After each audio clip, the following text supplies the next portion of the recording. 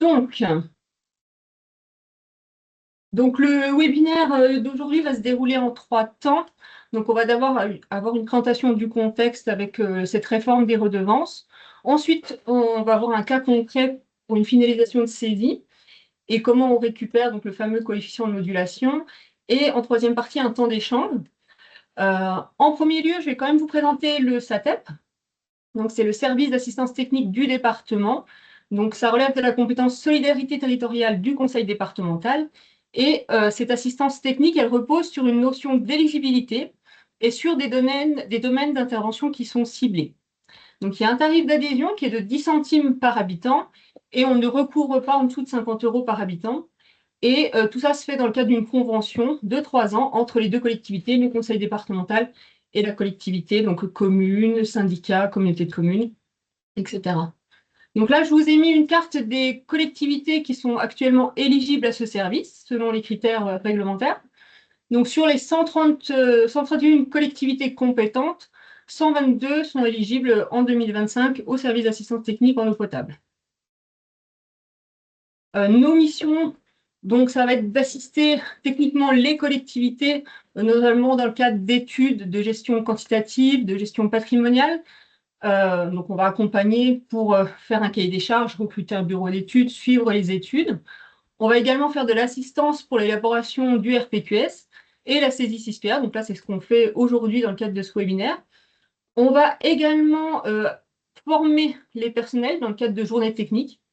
Donc, vous aviez peut-être déjà participé cette année. On organise tous les ans à peu près 2 journées techniques, une plutôt à l'est et l'autre plutôt à l'ouest du département, à l'attention des agents et des élus des services d'eau. Dans le cadre aussi de l'instauration et de la mise en œuvre des périmètres de protection des captages. Donc ça, c'est tout ce qui est DUP en lien avec l'ARS, et aussi pour la définition des mesures de protection des aires d'alimentation de captage. Donc ça, c'est pour tout ce qui est captage dégradé.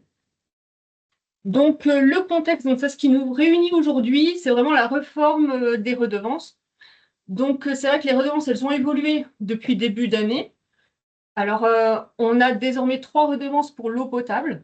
On a la redevance pour prélèvement de la ressource qui existait déjà avant et qui est maintenue. Par contre, la redevance pour pollution domestique, elle a été supprimée et elle a été remplacée par 2 redevances, la redevance sur la consommation d'eau potable et la redevance pour la performance des réseaux d'eau potable. Donc, on va détailler rapidement ces 3 redevances existantes. Donc, la redevance pour prélèvement de la ressource en eau, vous la connaissez, ce sont les collectivités qui sont redevables. Donc, les collectivités qui prélèvent plus de 10 000 m3 par an ou 7 000 m3 si elles sont situées en zone de répartition des eaux. Le tarif pour 2026, alors il va dépendre de où vous prélevez les eaux, en eau souterraine, en eau de surface, ou si vous êtes en zone de répartition des eaux, donc en ZRE. Donc, je vous ai remis sur la diapo les différents tarifs applicables en 2026, sachant que pour l'agence de l'eau Rhin-Meuse, les tarifs ont été réactualisés le 10 octobre et c'est paru au journal officiel mercredi dernier. Et ces tarifs ont évolué. Donc, je vous invite vraiment à prendre ceci ou à aller chercher la dernière délibération. Et cette redevance, elle apparaît sur la facture sous le libellé prélèvement sur la ressource agence de l'eau. Pour la nouvelle redevance consommation d'eau potable, cette fois, le redevable, c'est l'abonné et non la collectivité. La tarification pour 2026, donc c'est 40 centimes sur Rhin-Meuse et 39 centimes sur Rhône, Méditerranée et Corse. Donc, de même, sur Rhin-Meuse, c'est un tarif qui a évolué très récemment. Donc, c'est bien ce tarif-là qu'il faudra appliquer. Et la collectivité, donc elle facture à ses abonnés cette redevance au nom et pour le compte des agences de l'eau, sous le libellé consommation d'eau potable, agence de l'eau. Enfin, donc la redevance pour la performance des réseaux d'eau potable. Donc là, c'est la collectivité qui est bien redevable et la collectivité si elle est compétente en matière de distribution d'eau. Alors, cette fois, c'est vrai qu'il y a cette particularité, c'est qu'il y a une modulation du taux de base de la redevance fixée par les agences. Donc, pour l'agence de l'eau Rhin-Meuse, le taux, c'est 12 centimes. Et pour Rhône, Méditerranée, Corse, c'est 0, il y a un 0 de trop, pardon. C'est 0,06. Je suis désolée, je vais le corriger tout de suite pour pas qu'il y ait d'erreur. Et puis j'ai là. Pardon. Hop. Donc, c'est 6 centimes pour Rhône, Méditerranée et Corse. Et la redevance que vous appliquerez, c'est ce taux de base multiplié à un coefficient de modulation qui va varier entre 0,2 et 1 selon la performance de vos réseaux. Donc, la collectivité, pour pouvoir payer auprès de l'agence de l'eau cette redevance, elle va devoir la répercuter sur la facture de ses abonnés sous la forme d'un supplément de prix qu'on appelle la contre-valeur. Et pour appliquer ce tarif sur la facture 2026, elle va devoir délibérer sur le tarif de la contre-valeur avant le 31 décembre 2025. Donc, cette redevance, elle va apparaître sur la facture sous le libellé Performance des réseaux d'eau potable, agence de l'eau. Et il y a un cas particulier, ce sont les collectivités qui sont à cheval. En fait, la redevance, elle n'est payée qu'à l'une des collectivités, qu'à l'une des agences de l'eau, pardon. Et donc, il faut prendre en compte le taux de l'agence de l'eau sur laquelle se situe la majeure partie de sa population. Donc ça, c'est vraiment une particularité, c'est il n'y aura vraiment qu'un seul des deux taux qui va s'appliquer et la déclaration devra se faire qu'auprès d'une des agences de l'eau. Alors, un petit synoptique en fait sur comment les données de fonctionnement 2024, donc ce qui nous réunit aujourd'hui, vraiment la saisie CISPA 2024, ne concernera vos reversements finalement aux agences de l'eau qu'en 2027. Donc là, en fait, vous avez fait votre année d'activité en 2024, vous avez un certain nombre d'indicateurs, de données de fonctionnement, le rendement, les volumes vendus, etc., que vous devez renseigner sur CISPA, idéalement avant le 15 octobre. Alors, ces années, il y a une tolérance parce que c'est vrai qu'il y a quand même un impact financier fort sur cette saisie. Donc, elle a été, on va dire, laissée un peu plus, le délai a été plus souple. Cette saisie vous permettra, et ça, c'est ce qu'on va voir juste après, d'obtenir votre coefficient de modulation. Et grâce au taux de la redevance fixé par l'agence, donc 0,12 ou 0,06, vous allez obtenir le montant de votre contre-valeur à délibérer avant le 31 décembre de cette année. Cette contre-valeur, vous allez l'appliquer, la redevance, vous allez l'appliquer donc sur la facture de l'usager, sous la forme de cette contre-valeur, et vous allez donc encaisser les redevances en 2026. Par contre, vous allez déclarer les volumes facturés uniquement en 2027, avant le 31 mars, sur le portail de téléservice de l'agence de l'eau. Et c'est cette télédéclaration qui permettra ensuite à l'agence de l'eau de mettre en recouvrement votre redevance. Et donc, c'est pour ça que les indicateurs de l'année 2024 permettront de reverser la redevance performance des réseaux en 2027 auprès de l'agence de l'eau. Et enfin, donc, c'est ce qu'on va voir juste à l'instant, c'est donc c'est à partir de la saisie 6PA que vous allez obtenir donc votre montant de contre-valeur, puisque le coefficient de modulation, pour ceux qui n'ont pas encore été le chercher, il est sur l'onglet, dans l'onglet simulateur sur 6PA, et vous allez l'obtenir vraiment dans la ligne coefficient de modulation globale. Et vous le multiplierez par le taux de redevance, comme on disait, 12 centimes ou 0,06 en fonction de l'agence de l'eau. Je vous propose de passer à la démo. Bien, merci Aurélie. Donc, je tiens déjà à remercier la commune d'Aillet qui nous a fourni ces identifiants pour qu'on puisse présenter vraiment un cas concret en réel. Donc ça, c'est la première chose. Et puis, donc on va rentrer dans la démarche. Je ne vais pas refaire la saisie complète. Là, surtout, n'hésitez pas à reprendre contact avec moi si vous avez des problématiques de saisie pour 2024. Mais on va bien travailler sur les redevances et sur les différents coefficients à définir grâce à la saisie 6PA. Donc on peut donc là je suis sur la page de délai et si on accède aux données, donc là vous voyez une fenêtre qui s'ouvre, c'est pour la publication des données parce que un certain nombre de collectivités nous signalent qu'elles sont toujours en attente de vérification. Donc la vérification ne va pas être réalisée cette année par un organisme extérieur. C'est à vous en fait de publier automatiquement derrière pour que les données soient accessibles. Donc ça, on peut fermer. Donc rapidement sur les tarifs, Aurélie vous a parlé des différentes redevances. Donc, elles se retrouvent ici, au niveau des organismes publics. Donc, on retrouve bien la protection de la ressource, la redevance sur la consommation et la redevance performance. Donc, la commune d'Aillet a rempli la plupart des indicateurs, mais on va vérifier sur le simulateur qui est nouveau cette année, qui se trouve ici. Lorsqu'on clique dessus, on arrive donc sur la simulation des différents coefficients. Et comme vous pouvez le voir là, le coefficient de modulation est indisponible à l'heure actuelle. Donc ici, vous avez des menus déroulants en appuyant sur les plus qui sont ici. Donc si là, vous avez les données nécessaires au calcul des coefficients de la redevance performance qui sont au nombre de 16.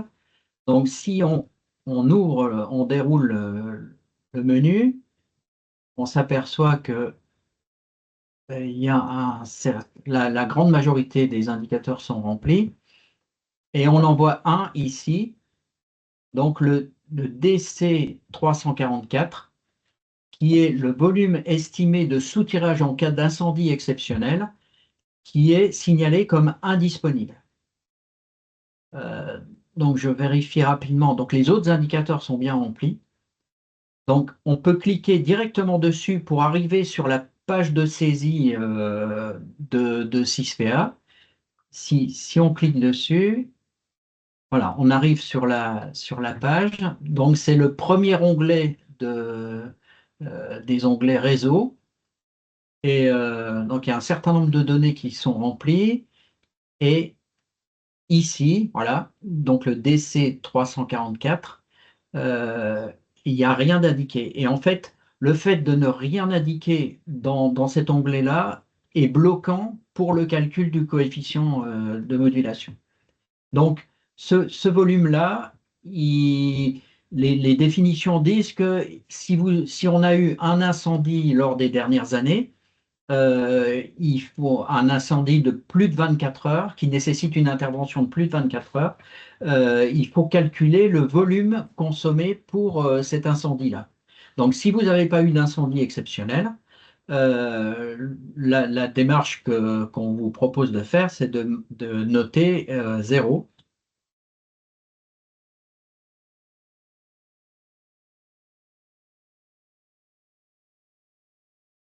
Attendez, alors, on va y arriver.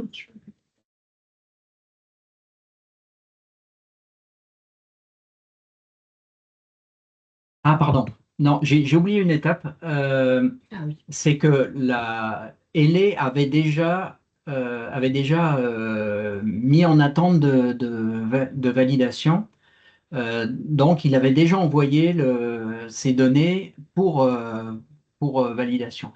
Donc, en bas, vous avez un onglet qui s'appelle Reprendre la saisie. Donc, il faut cliquer dessus. Et là, on revient sur la saisie. Voilà. Excusez-moi, on avait oublié une étape. Enfin, j'avais oublié une étape. Donc, ici, voilà, l'onglet est à nouveau disponible. Donc, c'est indiqué nécessaire. Donc, quand vous faites la saisie 6PA, il faut vraiment compléter les cellules notées nécessaires. Donc, dans ce cas-là, dans cette cellule-là, donc ce que je vous disais tout à l'heure, on va estimer le volume à 0. Voilà. Et maintenant, on peut faire calculer, enregistrer.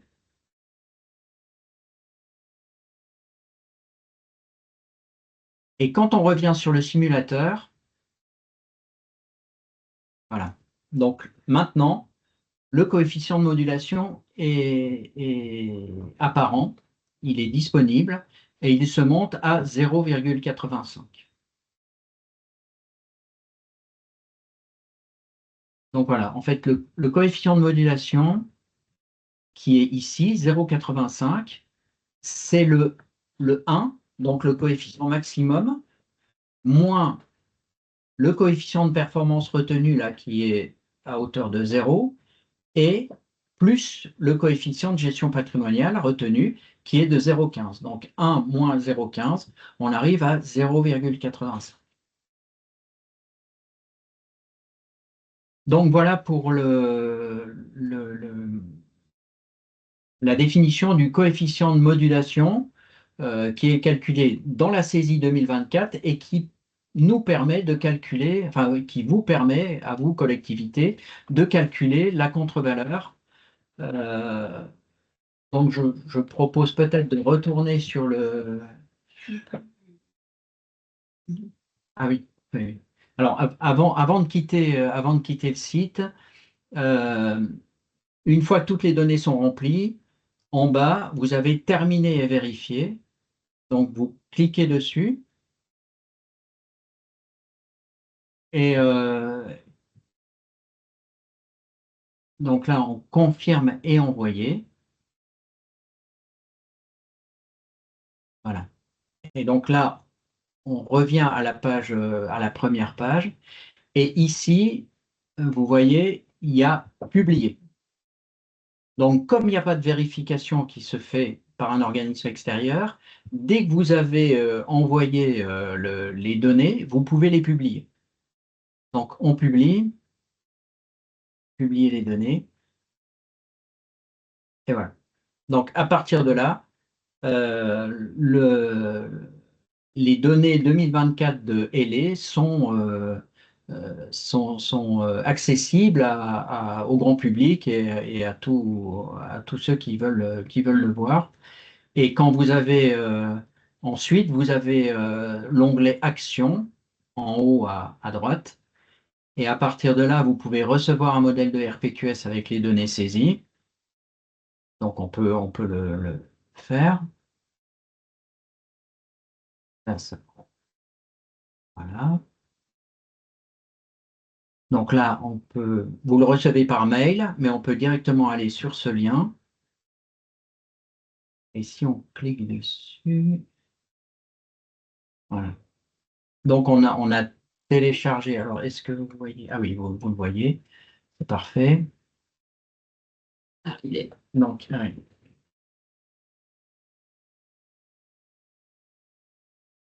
Donc là, vous avez, alors c'est petit, mais vous avez la délibération sur le RPQS que vous devez prendre. Une notification qui explique en détail le RPQS et vous avez le RPQS en format Word qui est déjà pré-rédigé. Donc si je l'ouvre,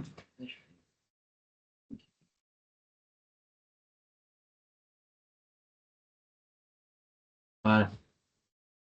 Donc là, le rapport est déjà rempli automatiquement. Donc c'est quand même un outil intéressant avec un certain nombre de graphes, de tableaux qui sont déjà pré-remplis, etc., etc. Voilà.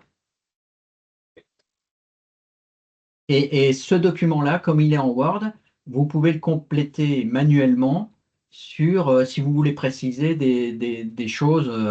Par exemple, sur ce tableau-là, il y a la nature de la ressource, donc vous pouvez dire que c'est effectivement une source. Bon, là, c'est noté une source à chaque fois, mais ça peut être un forage, ça peut être voilà. Et les débits nominaux. Donc là aussi, si vous avez des données sorties forage ou sorties source, vous pouvez donner des débits. Voilà, il y a plein de données que vous pouvez compléter si vous les avez. Donc voilà en ce qui concerne la saisie de 6PA. Alors surtout, n'hésitez pas à prendre contact avec moi si vous avez le moindre problème. Et si vous avez déjà publié et que vous vous rendez compte que sur le simulateur, votre coefficient il est indisponible, vous voyez en bas de l'écran qu'il y a le bouton dépublier et vous pouvez donc faire dépublier, reprendre la saisie, compléter et refaire la démarche. C'est pas figé et il y a un gros impact financier parce que certaines fois, bah, si c'est indisponible, le coefficient qui sera pris en compte, il sera de 1, alors que vous avez peut-être un coefficient de 0,4. Et donc, au lieu d'avoir un abaissement de 60% sur votre redevance, vous n'en avez pas. Et ça peut avoir un impact quand même financier très important pour les collectivités. Donc, on vous invite vraiment à aller voir votre onglet simulateur et à aller compléter les indicateurs qui seraient bloquants. Je pense qu'on peut aller voir rapidement sur l'observatoire et puis après on passera aux questions. Donc sur l'observatoire, donc sur vosges.fr, dans l'onglet Mon département, vous avez Observatoire de l'eau. Et là, vous avez une brique en fait Service d'assistance technique. Et là, vous allez retrouver donc tous les documents utiles qu'on va compléter en fonction de ce qui sera nécessaire et qu'on essaiera de mettre à jour donc, tous les ans. Et puis, une fois aux questions, parce qu'en fait, depuis qu'on a fait les relances, on a eu un certain nombre de questions. Donc, essayez des fois d'aller voir dans cette foire aux questions, vous allez peut-être avoir un certain nombre de réponses. Et n'hésitez pas, en effet, à nous envoyer un mail ou à nous appeler si vous avez d'autres questions qui viennent après ce webinaire. Et en effet, oui, c'est ça. Oui, en tout cas, lors de la saisie 6PA, quoi qu'il arrive, quand vous avez un onglet qui est noté indispensable, il est absolument nécessaire soit de mettre non, soit de mettre zéro. Enfin, il faut mettre quelque chose. Il faut pas le laisser vide parce qu'à un moment ou un autre, ça va bloquer soit la saisie, soit effectivement le calcul des coefficients. Donc voilà, est-ce que vous avez des questions? N'hésitez pas. Alors, si on est dans le chat. Non, pas à l'heure actuelle. Vous pouvez lever la main. Vous pouvez mettre en mute votre micro, n'hésitez pas.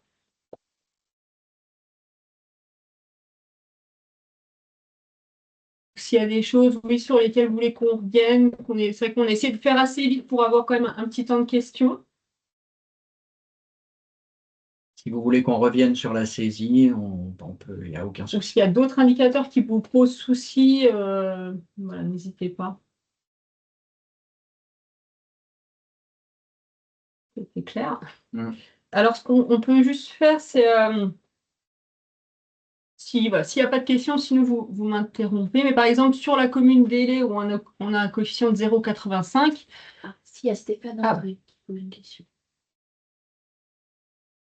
Qui est écrit dans. Alors, non, il avait la.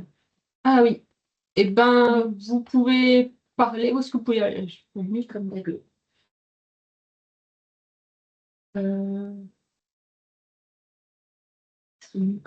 Oui. Allez-y, si vous voulez prendre la parole, Monsieur André.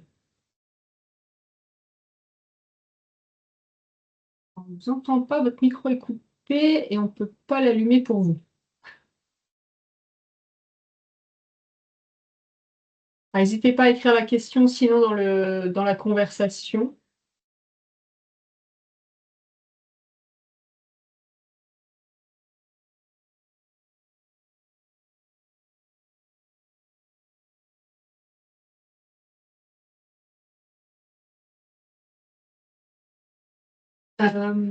Donc oui, sinon, juste par exemple pour une commune, pour la saisie dans la délibération, alors sur l'observatoire, on a mis un nouveau format de délibération qui est encore plus complet, où en fait on a vraiment distingué agence de l'eau Rhin-Meuse, donc c'est ce qui est surligné en vert, et agence de l'eau Rhône-Méditerranée-Corse, c'est ce qui est surligné en gris. Ce qui permet en fait, bah voilà, quand vous êtes en vert, enfin quand vous êtes sur Rhin-Meuse, vous gardez tous les paragraphes en vert et vous enlevez ceux en gris et inversement. Et donc c'est vrai que sur une commune comme Aillet qui est sur Rhin-Meuse, eh ben, en gros, elle supprime tout ce qui lui correspond pas. Donc ça, c'est tout ce qui est de la DSP, par exemple. Il n'y a pas de conseil d'exploitation. Rhin-Meuse. Hop, Rhin-Meuse. Le tarif.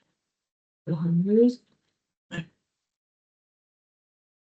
Là, le coefficient de modulation, donc c'est celui qu'on a eu tout à l'heure, donc c'est 0,85.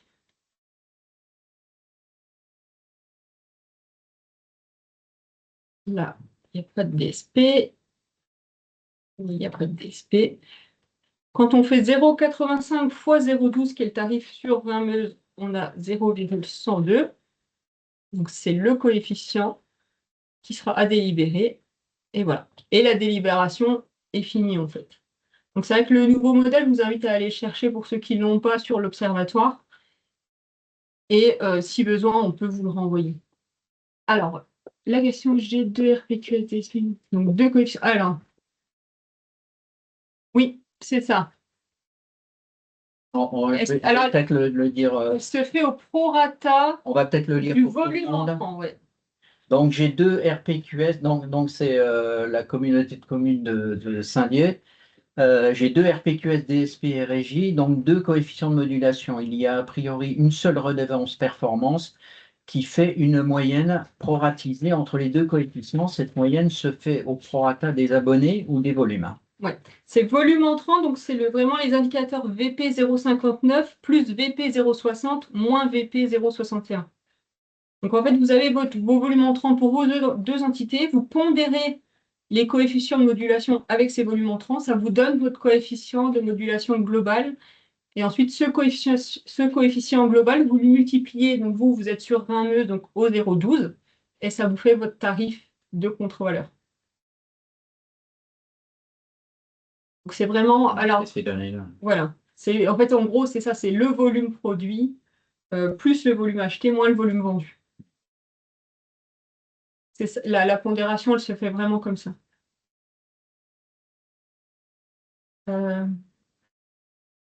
Alors, je continue dans les messages. Alors, Donc, sur les. Oui, oui. Alors, le syndicat des eaux, je ne sais pas lequel, c'est Fanny qui pose la question. Donc, concernant la taxe performance à cheval sur deux agences qui valident l'une ou l'autre des agences, notre avis ou les agences? Alors, en fait, la réglementation, elle est assez claire sur ça. C'est vraiment l'agence sur laquelle se situe la majeure partie de votre population. Donc, vous prenez la population située sur Rhin-Meuse, celle située sur Rhône-Méditerranée-Corse ou sur Seine-Normandie, ça dépend. On a aussi un syndicat à cheval sur Seine-Normandie. Et en fait, c'est là où il y a le plus d'habitants que ce sera l'agence de l'eau qui rentrera en compte.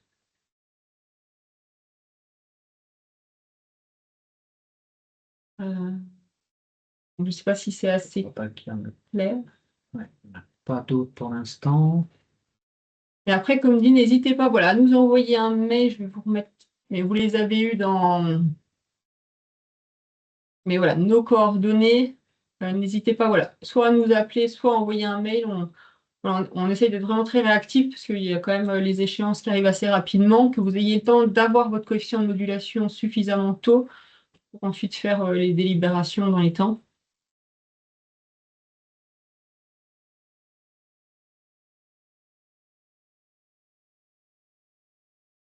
Pas d'autres questions? De toute façon, comme vous disiez Aurélie, sur l'observatoire de l'eau,